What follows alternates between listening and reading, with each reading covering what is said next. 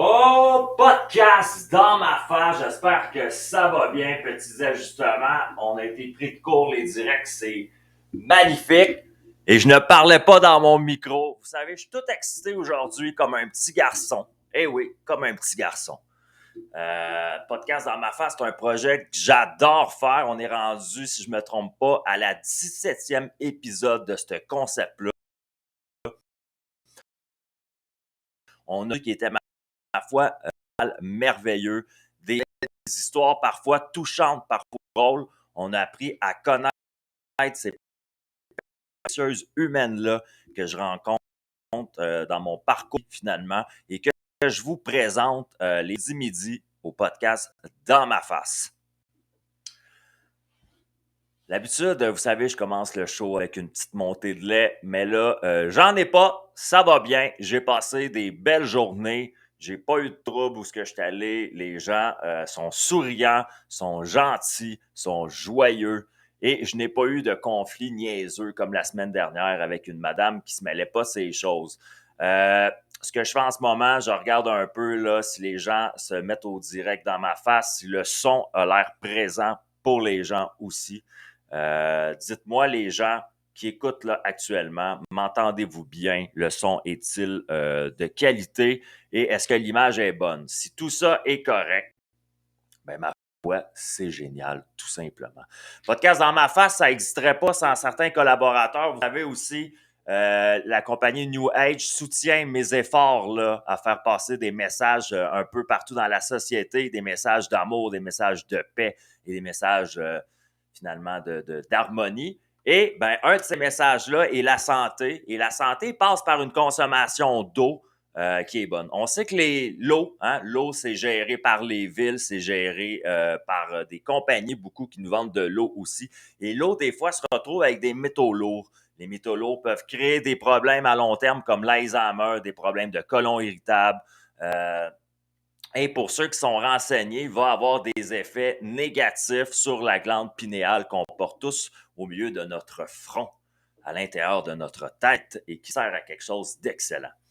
Donc, les bouteilles d'eau Purity, finalement, ont un filtre breveté qui permet d'enlever 99,99% de tout ce qui est résidus chimiques, métaux lourds, minéraux qu'on n'aurait pas besoin, virus, coronavirus, microbes, bactéries. Ils ont fait des tests avec cette bouteille d'eau-là. Ils l'ont rempli avec de l'eau qui avait de l'essence. Ils ont fait des tests après. L'essence et tous les produits chimiques restent bien dans le filtre et tout ce qui était consommé à la sortie de la paille était de l'eau pure. Et je vous mets les liens en commentaire toujours les gens qui voudraient pouvoir accueillir et adopter une belle bouteille d'eau comme ça dans leur vie. On va pouvoir le faire avec les liens qui vont être en commentaire un peu plus tard sous le direct. Et vous savez que si vous achetez 2 bouteilles, moi qui adore aider les gens, ben, il y en a une qui est donnée à une partie du tiers-monde. Fait que vous achetez 2 bouteilles, puis la troisième, ben, elle apparaît dans un péri du tiers-monde pour donner à des gens pour qui l'accès à l'eau est moins facile, l'eau potable est moins disponible. Puis à ce moment-là, ben, même si c'est de la boîte un peu à terre, ils peuvent remplir leur bouteille d'eau. Puis ce qu'ils vont consommer, ben, ça va être l'eau qui est bonne puis qui est pure. Puis tout ce qui est pas bon puis maganer le système immunitaire, ben, va rester dans le filtre tout simplement. Fait que c'est magnifique. Aujourd'hui, vous le savez, à Podcast dans ma face, j'ai un line-up d'invités intéressant et celui d'aujourd'hui ne sera pas moins intéressant que les autres. Je vous l'ai présenté un peu drôlement sur mes médias sociaux parce que je suis sûr que c'est vrai. Moi, je dis pas des menteries. Puis dans ma tête à moi, dans mon monde de perception qui est le mien, je crois que réellement, minimum 7 Québécois sur 10 doivent connaître cet homme-là. Ils doivent connaître son nom, ont déjà entendu, l'ont déjà entendu à la radio, l'ont déjà vu à la télé dans des programmations dans le passé ou dans le présent, ont déjà eu accès à son livre, ont déjà eu accès à une de ses conférences, mais c'est sûr et certain que ce gars-là, vous le connaissez. Moi, je le connais, je fais une petite introduction vraiment vite faite. C'est un homme que j'ai connu, moi, lorsque j'étais plus jeune. Je regardais la télévision et je le trouvais, ma foi, génial. Je trouvais que c'était un gars qui était ouvert aux autres, puis c'était différent Je trouvais à l'époque, dans l'habillage médiatique de ce qu'on connaissait, c'est un gars qui était altruiste, un gars qui donnait du temps à des fondations puis des causes. Puis moi, ben, j'étais adolescent, puis j'avais pas de barbe, puis j'avais pas de véhicule, puis ben, ça me parlait beaucoup, ça. Ça me parlait beaucoup, puis je trouvais que c'était quelque chose à modéliser dans la société. Puis plus tard, dans mon petit bonhomme de vie, sur mon trottoir de vie, finalement, ben, je me suis mis à m'impliquer dans ma communauté. Je me suis mis à faire du bénévolat. Je me suis même à créer des projets comme le Smile Movement, qui était dans le but d'aider puis de distribuer le sourire aux gens pour qui c'était moins facile. Et savez-vous ce qui est arrivé de merveilleux? Drôlement, la vie et les synchronicités. Je vous dis que ça a été un de mes modèles d'adolescence. Et rendu adulte, son équipe de recherchistes m'a appelé un jour pour me dire « Nathan, on aime ton projet du Smile Movement. On aimerait le connaître, me suivre avec le monsieur que je vais vous présenter, l'homme d'aujourd'hui.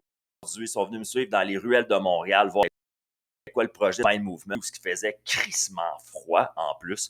Puis toute l'équipe était là, dont l'homme qui était là. On a pu lier je vous dirais, peut-être pas une amitié dans l'idée qu'on passe tous les week-ends ensemble puis qu'on s'échange à toutes les semaines, mais les fois qu'on s'échange puis qu'on correspond depuis l'année 2016-2017, là, à chaque fois, on correspond un peu dans l'année ensemble, savoir où en est l'autre puis comment ça va la vie. Puis, ben, j'ai toujours un bon lien avec cette personne-là. Donc, c'est pour vous dire qu'il y a des gens qui ont l'air bons puis qui ont l'air gentils dans les radios puis les télés, mais c'est pas tout le temps des personnages. Tu sais, je veux dire, il y a des gens que ce qu'ils sont là devant la caméra, ben, ils sont dans la vraie vie. Puis ça me fait plaisir aujourd'hui en direct avec vous sur les plateformes de médias sociaux, dans ma face, dans la face, Jean-Marie Lapointe. Comment ça va, mon ami? T'as trouvé drôle, ma super bien, merci. Ta belle présentation dans ma face. T'es dans ma face solide en ce moment, mon coco. Je vois ça. Ben, merci de m'inviter. Ça fait plaisir d'être au revoir et de jaser avec toi. Ben, moi, je vais te dire merci à toi d'emblée de jeu parce que dans la vie, là, ça fait 2 fois que tu crois en un de mes projets. Puis je te dirais que je pense que même ma mère n'a pas eu autant de conviction sur mes projets. Si je fais une farce, mais c'est pour dire que je trouve ça formidable, moi, dans la vie. Tu m'as ouvert une tribune sur les ondes de TVA. C'est pas n'importe quoi pour un petit cul de 30 ans venir exposer un projet qui le fait vibrer à ce moment-là. Puis tu m'as donné la chance d'aller sur les heures de grande écoute en plus, pouvoir faire connaître ce projet-là aux gens. Puis là, ben encore une fois, dernièrement, j'ai communiqué avec toi pour te dire j'ai besoin d'un invité, telle date. Ta réponse a été tout de suite, gars, on s'arrange, on le fait. Fait que je te remercie de croire, man, dans les idées puis les projets des autres. Ça, c'est juste d'introduction. Je veux dire merci pour ça. Ben écoute, ça me fait vraiment plaisir de le faire avec toi parce que je crois dans ce que tu fais.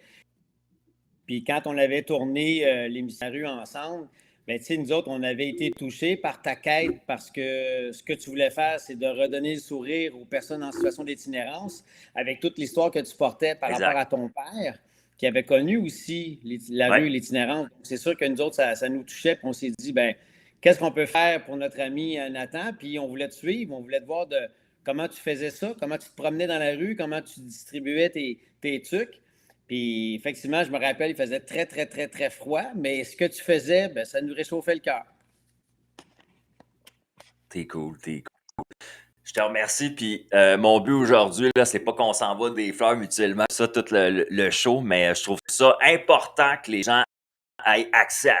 Parce que je pense que les gens qui écoutent ça en ce moment, ce midi, réalisent que on parle pour vrai, là, on est authentique, là, c'est pas préparé, c'est pas stagé, on se dit des vraies affaires. Puis je pense que dans une société qui est intelligente émotionnellement, là, on est capable de s'envoyer des fleurs comme d'une société qui est saine. Qu'est-ce que tu en penses? Complètement. Puis tu sais, t'es un gars sensible, puis on l'a vu, on l'a découvert quand on a décidé de t'accompagner dans cette nuit-là, de cette soirée-là. Puis t'es un gars qui est simple, t'es un gars chaleureux. Alors, tu sais, je trouve que c'est important de s'encourager puis de s'aider dans notre société puis de se dire, quand il y a des bons coups, qu'on le dise, il faut se réjouir du succès de chez quelqu'un d'autre, puis il faut être touché de la souffrance de l'autre. Alors, tu sais, il y a des gens, c'est le contraire. Ils se réjouissent quand quelqu'un souffre, puis ils sont jaloux quand quelqu'un a du succès. j'aime autant mieux pas aller dans ces énergies-là, de ces zones-là. C'est humain, là. C'est humain de se sentir insécure. C'est humain d'avoir de la jalousie. C'est correct. Je ne veux pas rester dans ces émotions-là. Puis j'aime ça m'entourer de personnes qui vont m'élever vers le haut, qui m'amènent à être une meilleure version de moi-même. Puis qu'est-ce que je peux faire, moi, en retour, dans mes projets? Ben, c'est de mettre la lumière sur les gens qui sont trop souvent dans l'ombre. C'est ça le rôle d'un ambassadeur, Wow. c'est ça le rôle d'un porte-parole, c'est quand tu as le micro, quand tu as la caméra devant toi, ben de qui tu vas parler, de quoi tu vas parler, puis ça peut faire une belle différence dans la vie des gens. Alors, j'essaie de garder ça Totalement. en tête le plus souvent possible. Totalement, Jean-Marie. Je trouve ça excellent. Ceux qui tombent sur le show pour la première fois ou toi qui es invité, là, j'ai des petits textes que je dis en introduction. L'habitude, je les ai sautés, je les répète facilement, les gens vont comprendre. Tout ce qui est dit à podcast, c'est un show qui est en direct, donc c'est censure, c'est non censuré. Ton propos, tu dis ce que tu as envie de dire, ça sort comme de le dire, puis c'est à nous d'adapter nos petites oreilles puis notre cœur là, des fois, tu sais, même si les gens. Donc, mon invité ne sera jamais censuré, toute la discussion, je vous le confirme, Jean-Marie. Deuxième chose qui est importante pour toi aussi, des fois, je pose des questions, je suis un gars qui est allumé et c'est comme si on était juste toi et moi. Donc, ça se peut que j'arrive à une question à un moment donné, tu sais, ça, c'est ma vie personnelle, vraiment profonde, je veux pas aller là. Ben, tu fais juste me répondre, garde, ça, c'est trop perso, puis on passe à la prochaine question. Mon but, c'est jamais de te peinturer dans le mur là, en t'obligeant à répondre à quelque chose dont tu serais pas à l'aise. Tu es à l'aise avec ces deux petits règlements maison-là? Yes. Top, top, top, top, top, top, top. Le canevas du show est simple, Jean-Marie. Je pars un peu tout le temps, un peu de la même manière que mon invité pour qu'on comprenne un peu d'où vient l'humain. Tu sais, moi, je dis toujours que l'humain a une essence, puis cette essence-là, on la porte depuis longtemps. Puis là, ben, on se promène dans notre parcours de vie. Puis là, ben, il y a la toxicité, l'environnement, la vie, nos choix, les déceptions, toutes sortes d'affaires, les défis de la vie qui vont.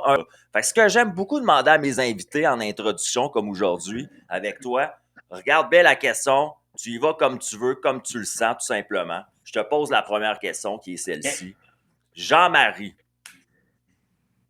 t'as quel âge? 57. 57 belles années. Parfait. On, a, on le met dans une machine à voyager le temps ensemble. Puis on remonte à 9-10 ans. Jean-Marie Laurent qui a 8, 9, 10 ans. Tu peux-tu me décrire c'était qui ce petit bonhomme-là? C'est quoi qu'il aimait? C'est quoi qui le passionnait? Puis c'était quoi sa personnalité un peu?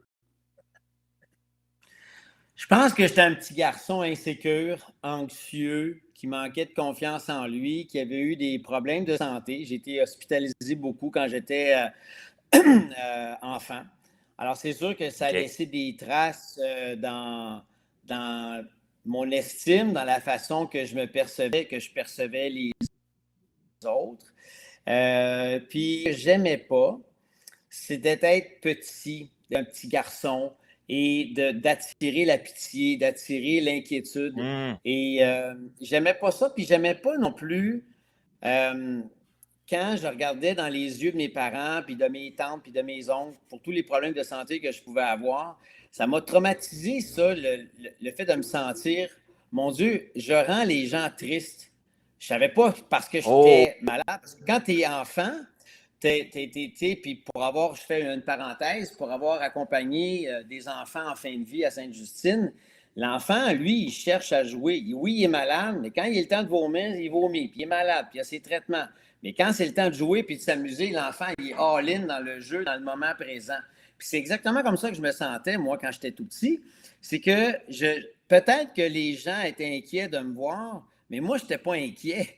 Dans le sens que moi, j'étais un petit garçon qui avait envie de jouer, qui avait envie de vivre, qui était dans l'instant présent. Sauf que je mmh. n'aimais pas le regard des adultes envers moi. Ah, oh, pauvre petit Jean-Marie, pauvre petit pouce. Ah, ça, je détestais ça.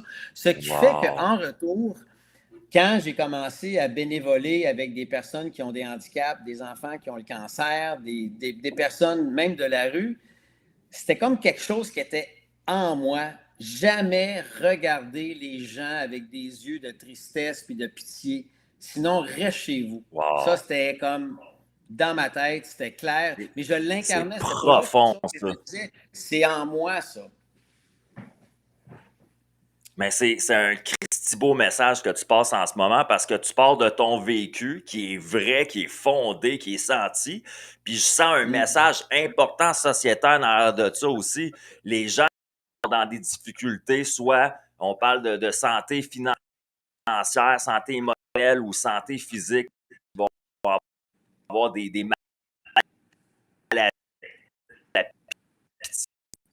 Les gens veulent voir, tu sais, ils veulent pas se sentir victimes, ils veulent pas se sentir non plus. Ils veulent du soutien puis Donnel, c'est sûr, mais ils veulent se. Exact. Je trouve C'est la ça beau ce que base. tu dis. On veut aimer puis on veut être Est-ce aimé. que C'est pas compliqué. tu serais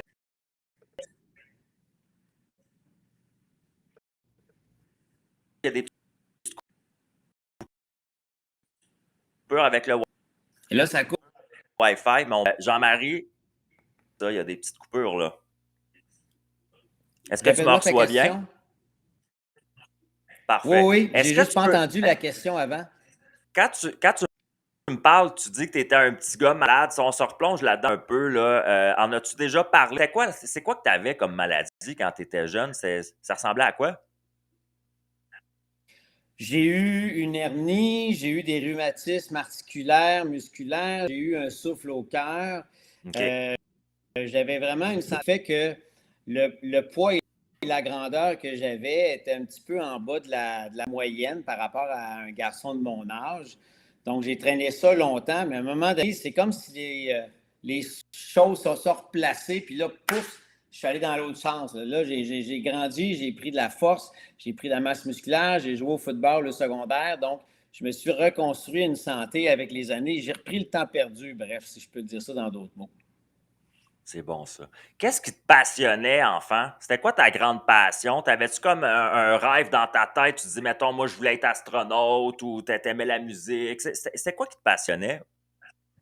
Ben, la musique, moi, j'ai appris à jouer du piano dès mon jeune âge. Je pense que je pianotais déjà vers l'âge de 7 8 ans.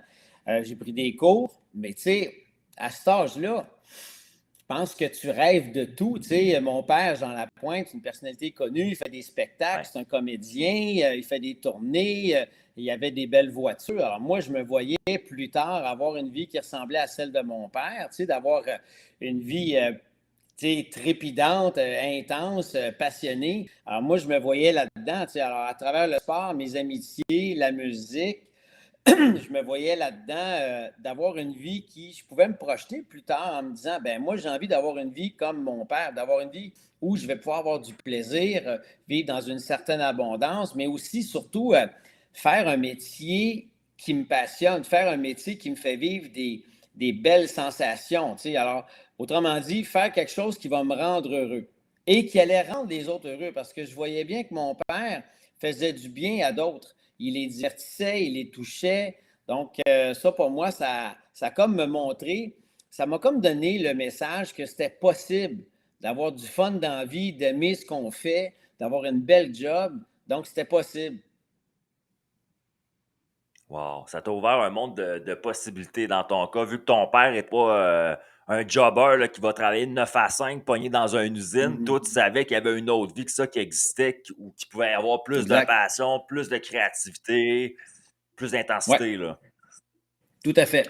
Est-ce que, est-ce que, est-ce que comme personnage médiatique, tu es un gars, tu me fais penser à moi dans certaines choses, je vais c'est qu'on a de la misère à.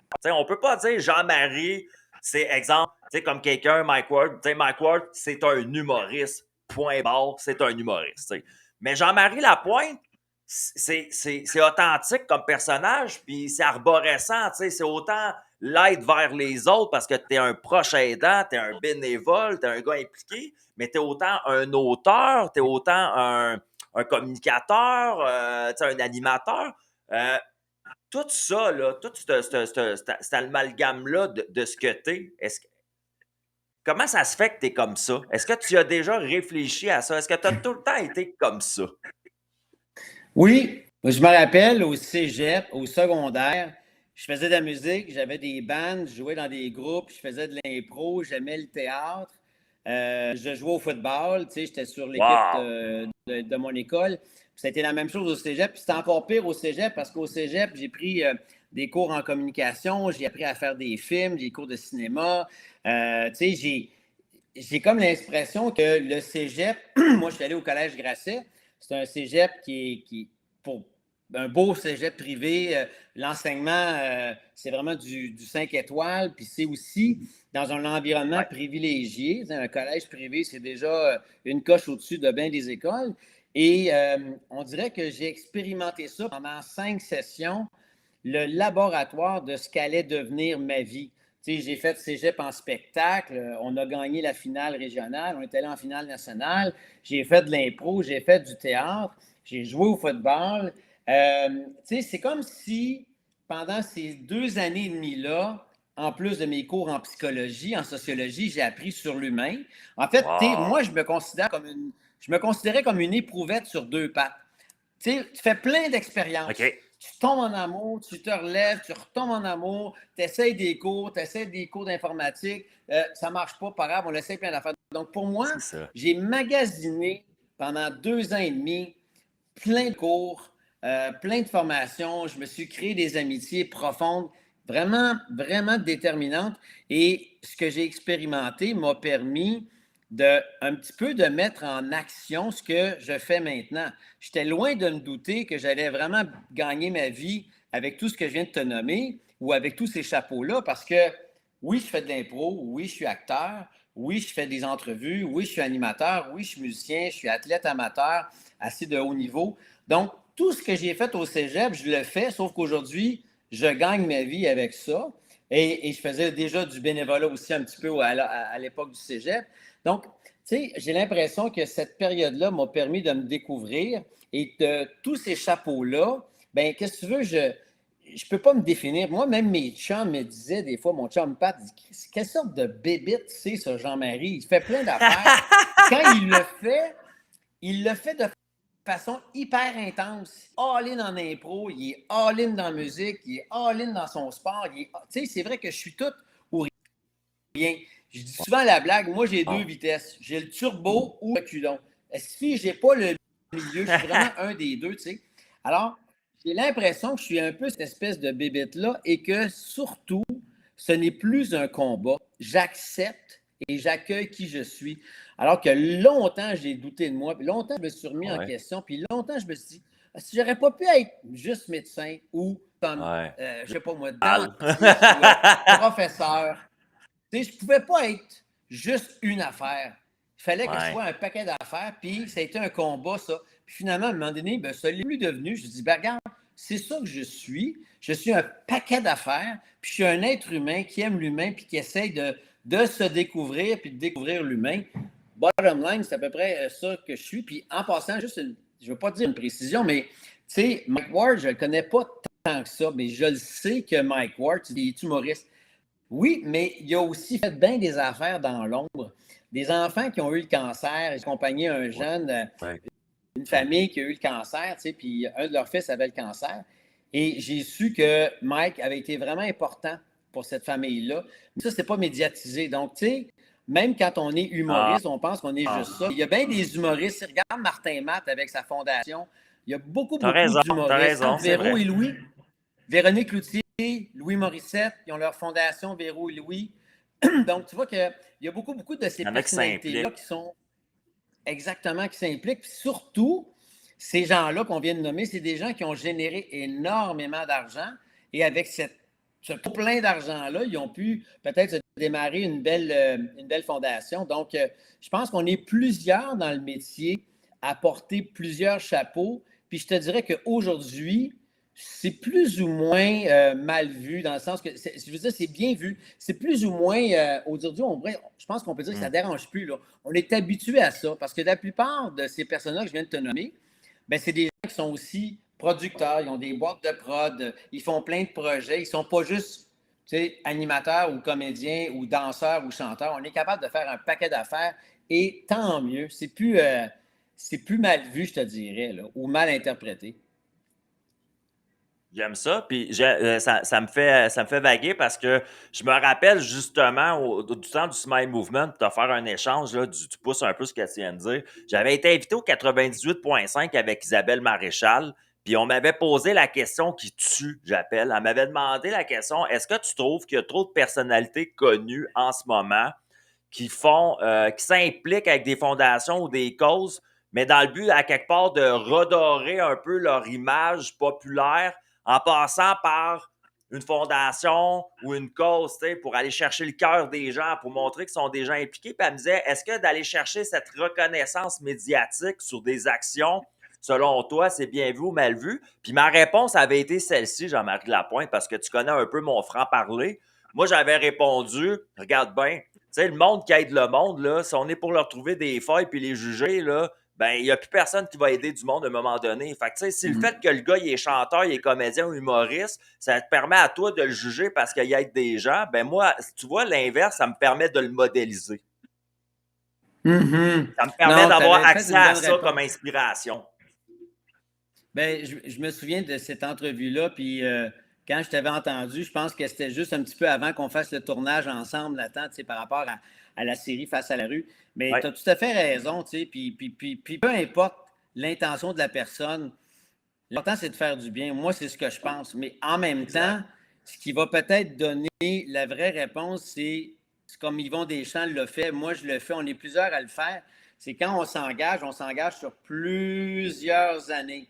Et si on le faisait juste pour Ouais, la réputation puis pour craquer le capital de sympathie, on ne pourrait pas toffer parce qu'il y aurait comme une t'as dissonance à raison. l'intérieur de nous. Ça nous ferait chier de donner autant de temps et Ouais, ouais, d'argent ouais, ouais, et ouais. on n'est pas là-dedans du tout, du tout, du tout. On ne peut pas toffer. Tu ne peux pas bénévoler sur des dizaines d'années si c'est pas authentique. Tu peux pas. T'as raison. Puis je pense que même c'est drôle parce que ce que ça me fait réfléchir pendant que tu parles, c'est que c'est l'effet inverse même que ça pourrait faire. Si je pogne quelqu'un, moi j'ai souvent dit ça, là, si je pogne le pire des égocentriques, là, je fais des tests puis des entrevues, là, puis je trouve un gars, là, puis je dis lui, c'est le top notch des égocentriques que j'ai rencontré au Québec. Là. Je l'amène faire du bénévolat avec moi dans des causes là, pendant à peu près 3 4 semaines. Au début, il va le faire parce que c'est un égocentrique puis il veut me prouver que j'ai tort, là. Mais au bout de 4 semaines, là, son cœur va pomper. Son cœur et sa tête vont connecter ensemble, là, puis ça va faire une belle job pareil. Fait que, tu sais, que ça soit parce qu'il est égocentrique puis il va aller chercher de l'attention ou parce que c'est une vraie bonne personne selon les autres, d'après moi, le résultat arrive à la même équation. Chris, ton cœur, il bat. Tu sais, tu vois des enfants malades devant toi. Tu sais, plug-toi sur ton cœur, là. T'as tellement raison. À un moment donné, il va fondre puis il va craquer. Là. Ben, c'est ça qui arrive, je pense, pour vrai. Il y a l'ouverture du cœur, comme il y en a qui vont dire, tu sais, on va appeler ça le chakra du cœur, tu sais, il y a une ouverture qui se fait à un moment donné aussi. Puis je pense que c'est une des raisons pourquoi, tu sais, moi, j'ai connu la délinquance quand j'étais adolescent. Puis, tu sais, souvent, les jeunes délinquants, ils nous envoient dans des façons faire du bénévolat, pour prendre des prises de conscience pendant ça, c'est pas pour rien, tu sais. Au début, ça nous fait Tout chier, à mais après fait. ça, tu sais, je veux dire, tu deviens intelligent émotionnellement là-dedans. Toi, Exact. Jean-Marie, comment ça a commencé, ça, l'histoire de bénévoler puis d'être ouvert aux autres? Ça a commencé à quel âge puis comment? Parce que t'as pas tout le temps fait ça. Tu sais, je veux dire, il y a un matin que tu as dit là, si je m'en vais aider du monde, mais ça a été quoi ce matin-là pour toi?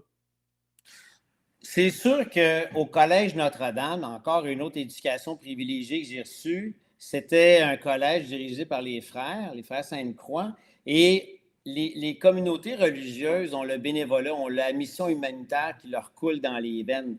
Alors, c'est clair que nous, on avait cette espèce de prise de conscience-là de la pauvreté et de l'engagement humanitaire. On pouvait faire plein de choses, plein d'activités à longueur d'année pour justement faire du bien aux plus déshérités. Donc, c'est sûr que dans l'environnement du secondaire où je suis allé, à ça au primaire avec les religieuses, tu vois, c'est sûr qu'on avait cette espèce d'élan-là qui était inné en nous quelque part, de part que ça nous était enseigné très, très jeune. On avait des religieuses qui étaient des missionnaires, on avait des frères qui étaient missionnaires, donc on l'a ça. Mais outre ça, si je regarde dans ma propre famille, la tante aînée, ma tante, la sœur aînée de mon père, ma tante Cécile, qui est malheureusement décédée, Elle, c'était une religieuse qui était une missionnaire. Donc, on avait un exemple vivant d'une vraie mère Teresa dans Wow. notre famille, de qui on pouvait s'inspirer, qui nous touchait, qui nous inspirait. Tu sais, alors, à chaque geste de bonté qu'on faisait, on se disait, hey, c'est un petit peu comme ma tante Cécile, sauf qu'elle, elle le faisait à tous les jours, tu sais, 24 heures sur 24. Elle était dans Wow. une mission humaine de tendre la main puis de soigner les plus déshérités, les plus pauvres, les plus poqués d'entre nous, ici comme à l'étranger.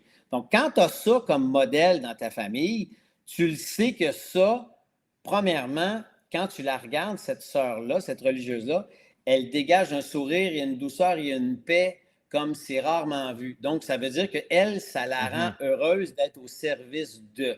Donc là, tu déclenches Oui. ça dans ta tête, tu te dis, si moi je veux être heureux, le service vers les autres, c'est une voie quasiment obligatoire. Si je veux être heureux, il faut que je pense aux autres. Alors que tout le contraire est aussi vrai. Si je veux être misérable, fais juste penser à toi, ça va marcher aussi.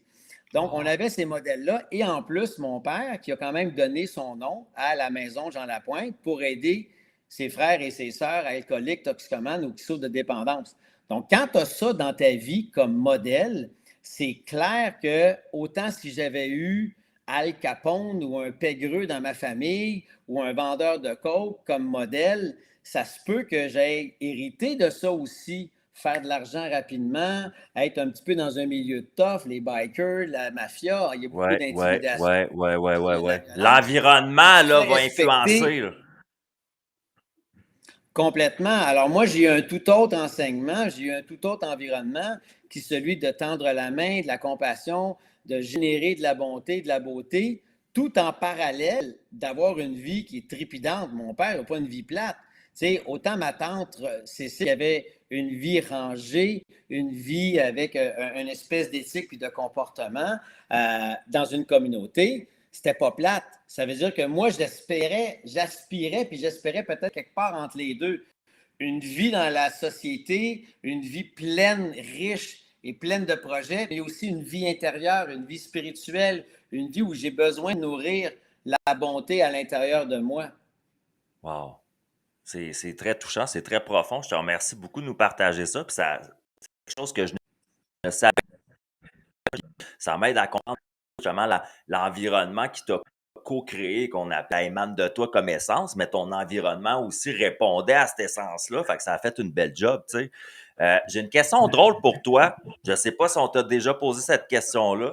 Euh, Ton père, là, il a parti les projets de la maison Jean Lapointe, la maison Lapointe et tout ça, parce qu'il est parti du fait que lui, il a eu des dépendances dans la vie, puis il a guéri de ces dépendances-là. Je me trompe pas? Oui, c'est bon. OK. Est-ce que, suite à ça, ma question est celle-ci. Toi, dans la vie, as-tu eu des problèmes d'alcool ou de drogue aussi? Est-ce que c'est quelque chose qui t'a habité ou parce que ton père l'a vécu avant toi, toi, t'es pas rentré là-dedans, là? Ça t'a fait peur ou tu y as été? La maladie de l'addiction et de la dépendance, que ton père soit alcoolique ou pas, c'est clair que plus tu as de la dépendance dans ta famille, il y a des chances qu'il y a une portion génétique. Alors moi, mes deux parents ont souffert d'addiction. Ma mère, elle en est même morte à l'âge de 49 ans. Donc, on a ça dans nos gènes quelque part, cette espèce de gène de l'addict. Cependant, c'est clair que moi, parce que j'avais été traumatisé par l'alcoolisme chez nous, dans ma famille, c'est sûr que j'avais eu peur de la consommation et j'ai eu peur une grande partie de ma vie. J'ai pris mon premier joint, ma première consommation alcoolisée, je devais avoir milieu trentaine, 33, 34 ans. Alors, c'est clair que plus j'attendais, plus j'allais retarder probablement une problématique de se développer parce qu'elle était en moi, elle attendait juste le déclencheur.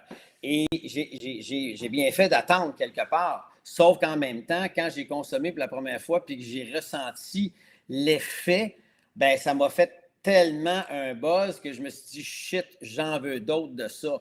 Donc, c'est clair qu'en moi, je Oh. venais de réveiller le dragon qui dormait paisiblement. Et là, une fois que j'ai découvert les sensations reliées aux substances, j'ai pas pu arrêter. J'avais trop envie d'en avoir plus et de répéter l'expérience. Sauf que ma discipline, ma souffrance Et mes traumatismes m'ont empêché de m'enliser tout longtemps là-dedans. Et je suis allé chercher de l'aide, puis j'ai arrêté.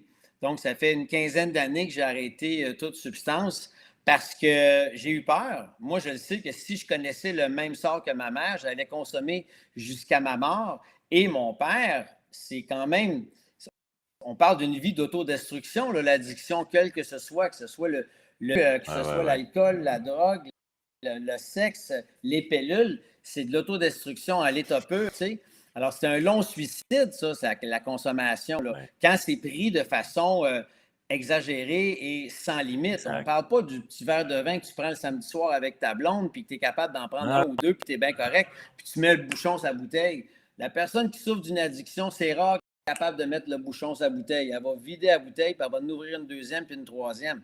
Donc, je te dirais que j'en ai eu des problèmes de consommation, mais j'ai arrêté avant que ça devienne majeur au point de perdre prise de ma vie, puis de me ramasser à la prison, me ramasser à l'hôpital ou me ramasser avec une corde autour du cou. C'est ça qui peut mener. Ça peut mener jusque-là.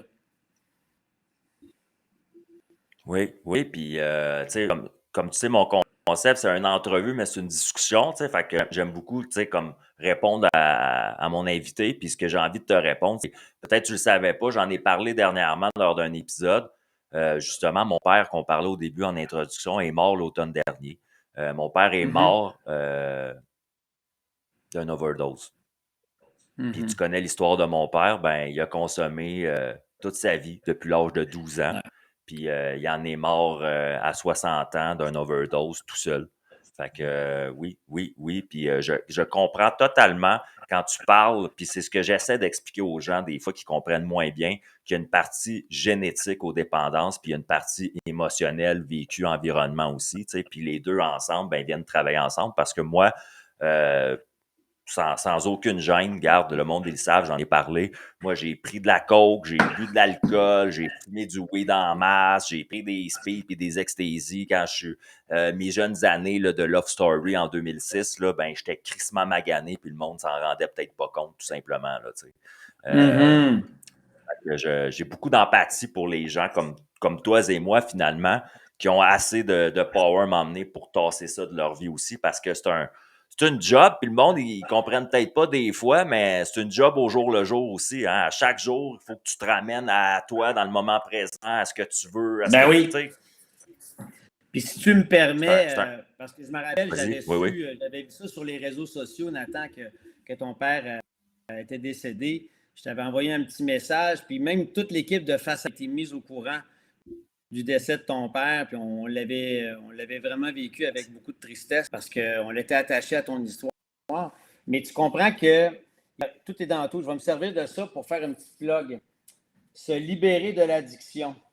Ça, Wow. là, c'est un magnifique livre. J'ai été chanceux. On m'a approché pour que j'en fasse la préface. Mais mon ami, Wow. le co-auteur, Patrick Bordeaux, a écrit ça. C'est une belle brique, mais c'est tellement bien écrit. C'est écrit de façon très simpliste. C'est facile. C'est un livre, tu te dis, ah, ça doit être scientifique. Mais tu sais, comment se libérer de la dépendance, ça l'explique. Puis ça explique toutes sortes de problèmes de dépendance aussi. Alors, tu sais, il y a une petite notion de chance ou de bénédiction ou de grâce dans le rétablissement. Il y a plein de façons d'arrêter de consommer pour ceux qui ont des graves problèmes de dépendance. Puis dans ce livre-là, je pense qu'on peut y trouver beaucoup de ressources, mais je te considérerais, peut-être toi puis moi, on est des miraculés parce que de survivre à ça, surtout quand tu dis, tu sais, toi, ton père a connu le sort comme ma mère, tu sais, ils sont morts à cause de leur addiction. Tu te dis, c'est aussi en nous, ça, cette espèce d'autodestruction-là. C'est chez l'humain, ça peut arriver, mais en même temps, à tous les jours, probablement que tu vas t'identifier à ce que je vais te dire, mais on fait le choix d'être heureux. À tous les jours, je me lève puis je prends la décision, je vais-tu à droite ou je vais à gauche, tu sais? Où est-ce que je veux aller? Dans quelle direction je vais mener ma journée pour avoir une vie qui va faire en sorte que quand je vais me coucher ce soir, ben, je vais être heureux, je vais être fier, je vais avoir de la gratitude. Alors, tu sais, c'est important d'avoir ça en conscience, de le garder en tête, ça, que c'est comme s'il y avait deux petites entités en dedans de nous. Il y avait une voix qui était fine, puis il y avait une voix qui était un petit peu moins fine, qui peut te manipuler, puis qui peut te faire souffrir. Et en plus, faire souffrir d'autres. C'est vrai, tu as totalement raison. Dans la même lignée un peu, justement, est-ce que, comment tu as vécu ta vie? Moi, je l'ai vécu, ce que tu as vécu, je vais t'expliquer. Tu vois. Ma mère, là, moi, j'ai été à Mont-Laurier une couple d'années, OK? Puis quand j'étais à Mont-Laurier une couple d'années, là, ma mère était impliquée dans la chambre de commerce, était impliquée à la télé communautaire, était impliquée à la radio CFLO de Mont-Laurier, puis dans le journal là-bas qu'on avait. Fait qu'elle était impliquée dans les médias qu'on appelle locaux. Puis elle donnait des conférences à toutes les semaines, à tous les mercredis, elle avait une conférence à l'hôtel là-bas. Puis il y avait à peu près, je te dirais, une centaine de femmes de Mont-Laurier qui venaient à chaque semaine regarder la nouvelle conférence de la semaine parce qu'elle arrivait avec un nouveau sujet à chaque semaine. Pourquoi je te dis ça? C'est que moi, ma mère, là, Christy, là, c'était une star à Mont-Laurier. Moi, je ne pouvais pas sortir à l'épicerie sans qu'on me dise. On me disait pas salut Nathan. On me disait hey, le fils à Manon. C'est le fils à. Tu vois où je m'en vais déjà, je pense. Toi, là, comment tu as vécu pendant beaucoup d'être le fils à Pointe? Parce qu'à un moment donné, moi, j'ai senti dans ta carrière, il y a une chronologie. Quand on t'a identifié le fils à une période, puis à un moment donné, ça a été, c'est plus le fils à, c'est Jean-Marie. Jean-Marie, c'est le fils. Jean-Marie, ce gars-là. Il y a un boom où ce que le monde, en fait, c'est plus le fils. C'est Ben, cette écoute, identité, il existe. Mais comment tu as ouais, vécu ça dans le réel? ben, je vais répondre rapidement parce que je dois te quitter après cette question-là. Mais ce que je peux te dire, Oui. par contre, c'est que aujourd'hui, mon père, il a 86 ans. Et il y a bien des jeunes de 35-40 ans qui n'ont aucune idée qui est Jean Lapointe, tu sais, à part la maison Jean Lapointe. Mais tu sais, c'est un peu comme la maison Pierre Péladeau. Il y a des gens qui ne savent pas c'est qui Pierre Péladeau. Il y a des gens qui connaissent Pierre-Carl Péladeau. Aujourd'hui, le nom de Pierre-Carl Péladeau est beaucoup plus populaire que son illustre père, même si M. Péladeau a fait des choses extraordinaires dans notre société, dans le milieu des affaires, puis aussi dans le milieu de la dépendance, parce qu'il était très impliqué aussi. Lui-même avait souffert de dépendance, puis un peu comme mon Oui, oui, père, oui. ben, il s'est impliqué aussi pour le rétablissement de ses frères et sœurs alcooliques toxicomanes. Donc, je te dirais que il y a deux réponses à ta question, c'est-à-dire que il y a une partie d'une très, très, très grande fierté parce que mon père, c'est une personnalité connue, aimée, adulée, applaudie. C'est comme du Québec, donc d'être associé à un homme qui a tant fait, c'est très honorifique, c'est touchant, c'est même valorisé et valorisant. On est fiers de notre père. Quand je parle de notre, c'est mes sœurs et moi. C'est grandiose ce qu'il a accompli. Mais comme tout être humain vient qu'à un moment donné, tu veux être défini par qui tu es, pas juste par être l'ombre de quelqu'un d'autre, d'être le fils ou la fille de. Alors, c'est sûr que d'avoir en plus choisi un métier, ou c'est peut-être le métier qui m'a choisi, mais d'avoir pris une voie qui est similaire et différente de celle de mon père, c'est celle du show business. Je suis dans l'univers du show business depuis très longtemps, depuis 30 ans, où Ouais. je fais de mon mieux pour me définir comme étant Jean-Marie Lapointe, mais Jean-Marie avec tous ses chapeaux d'animateur, de comédien, de musicien.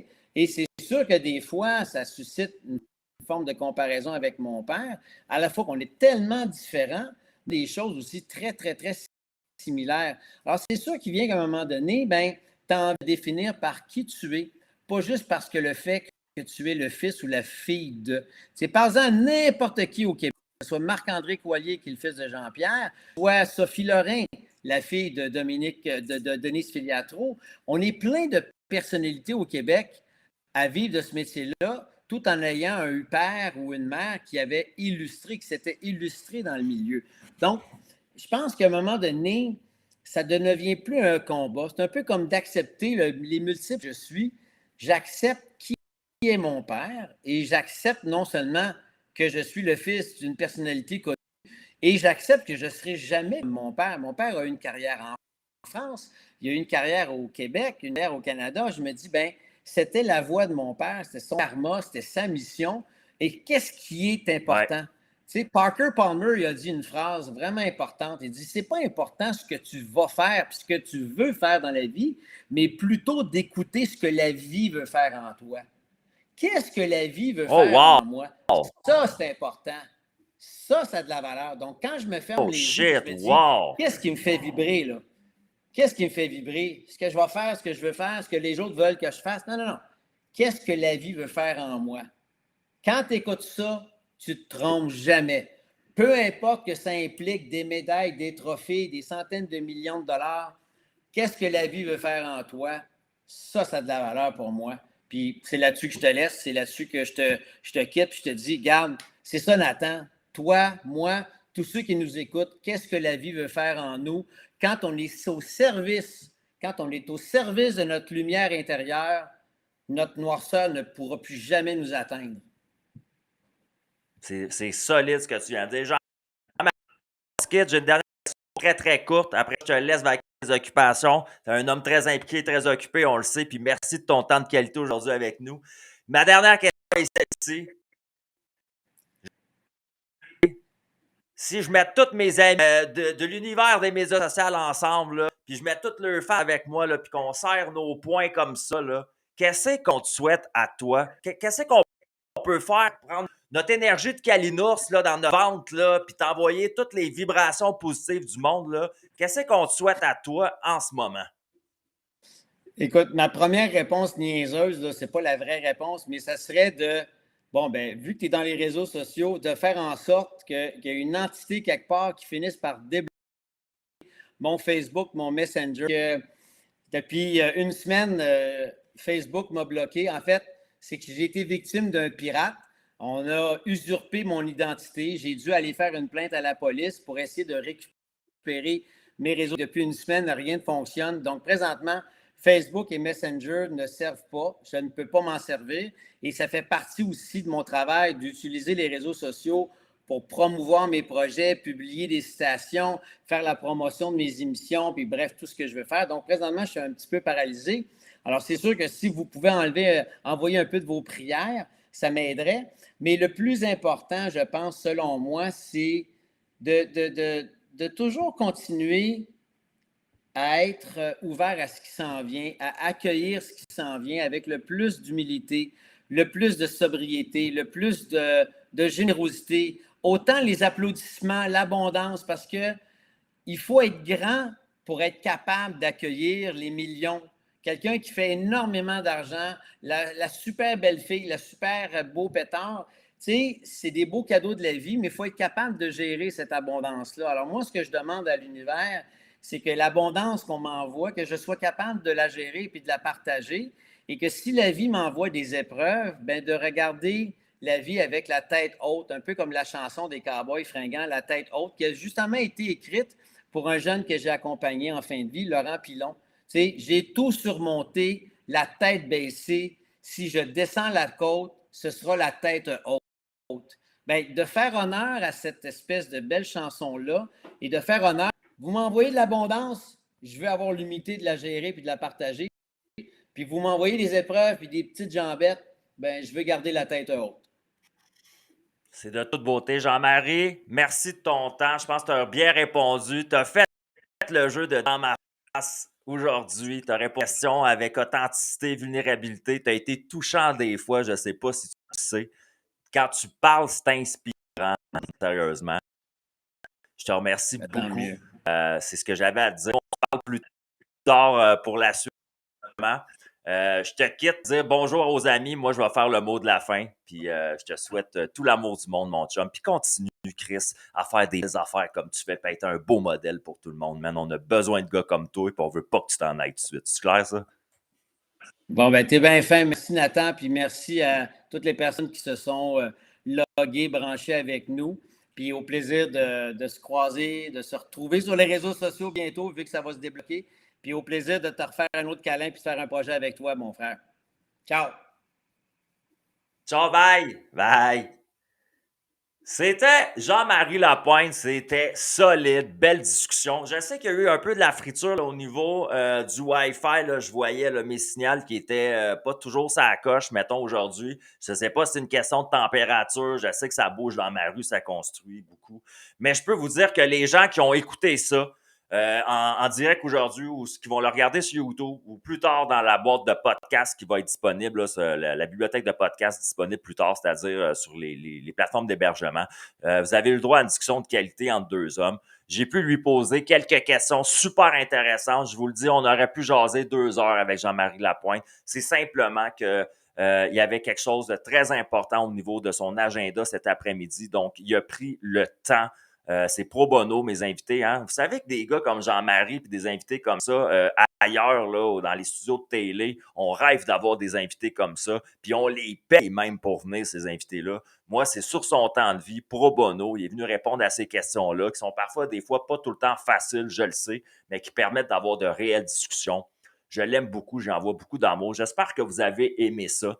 Il y a de plus en plus de personnalités connues qui se joignent aussi au calendrier. Je ne peux pas vous dire qui maintenant parce qu'il y en a qui restent toujours en suspens et en attente de confirmation. Puis je ne veux pas brûler des punchs.